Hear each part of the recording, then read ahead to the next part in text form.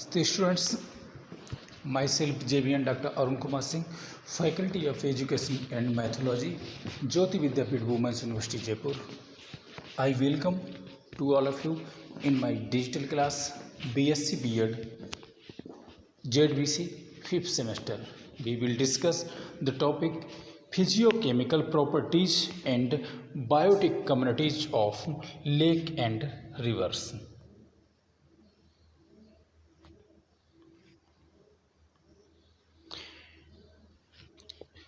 An ecosystem is a biological environment consisting of both biotic and abiotic components.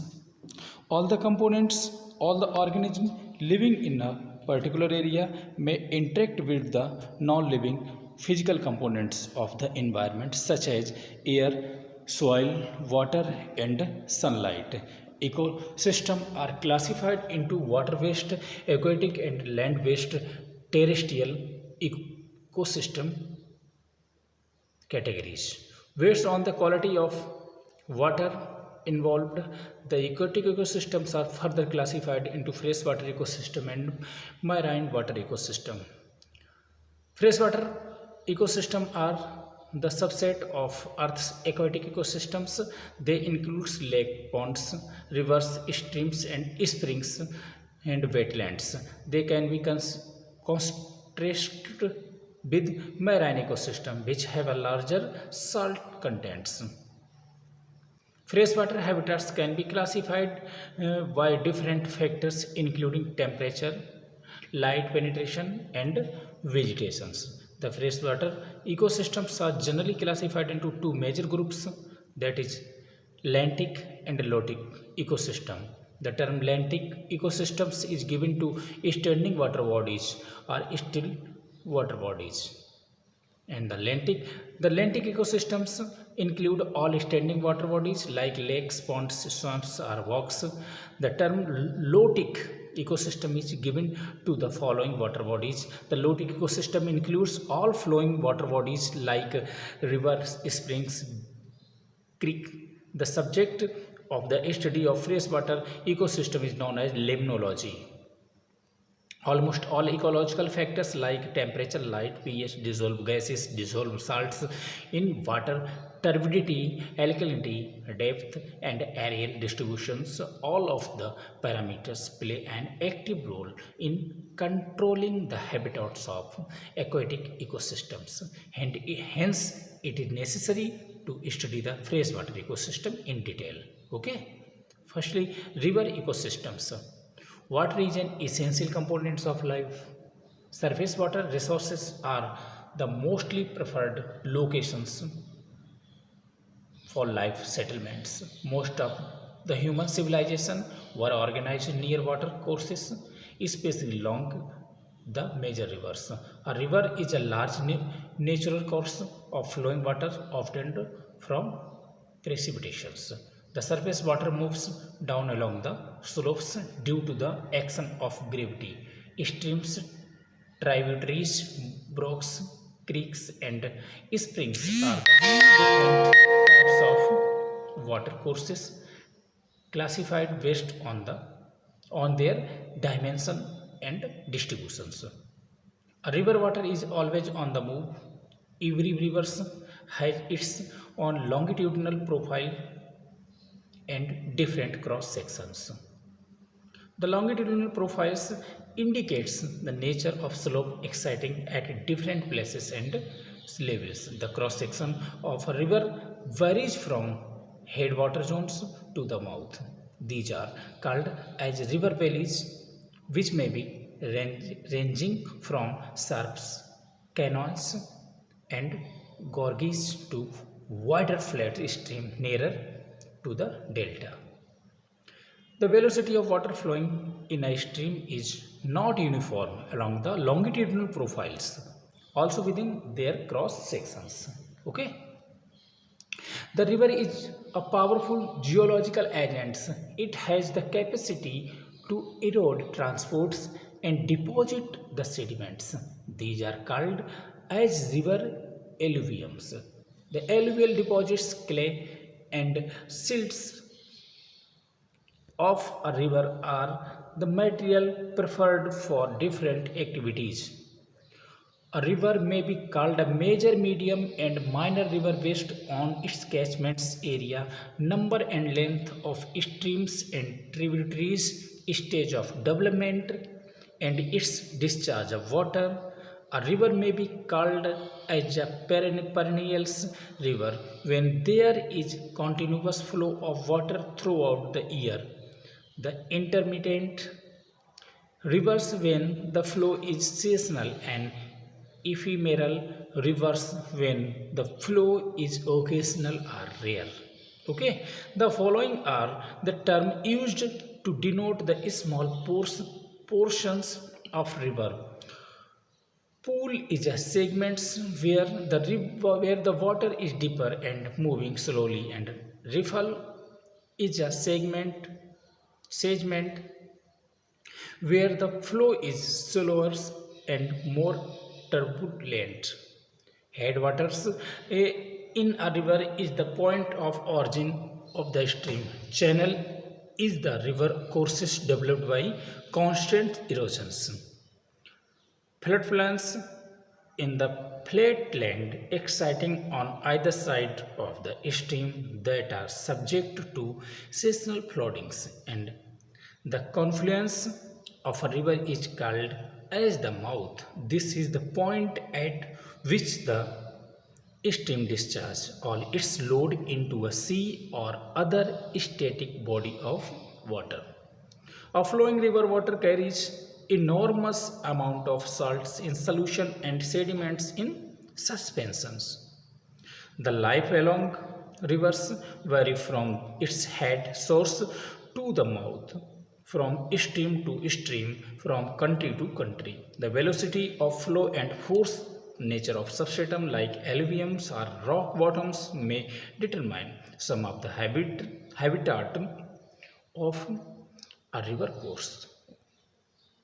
Next, the ecological factors or physiochemical factors of rivers.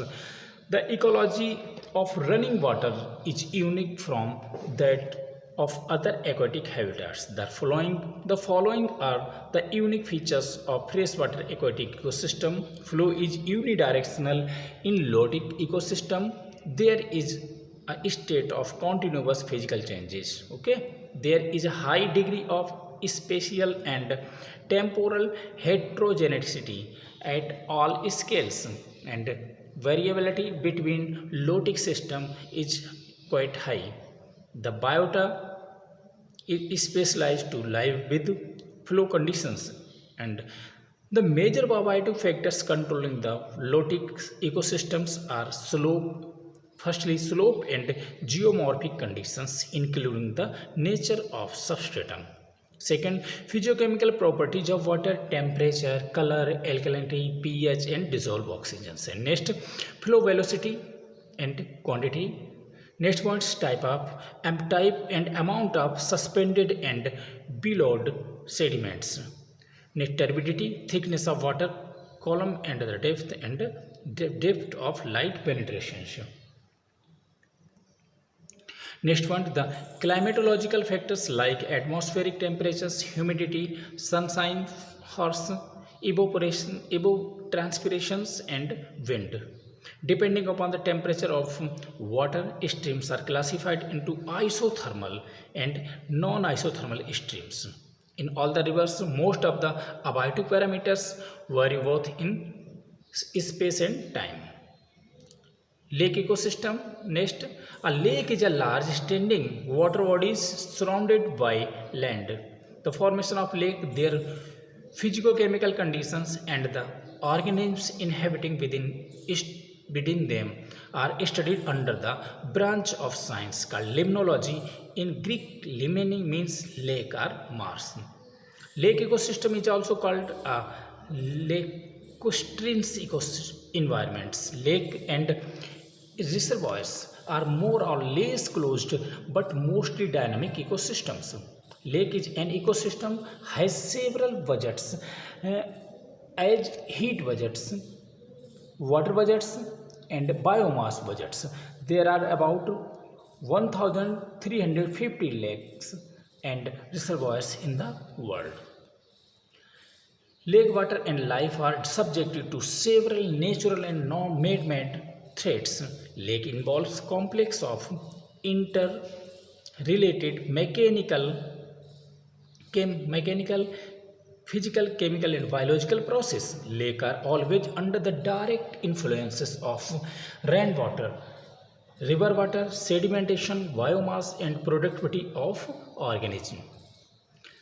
Land animals use lake for drinking waters. They also obtain food from lake in the form of fish, birds and plant life. Ecological factors are physiochemical factors of lake.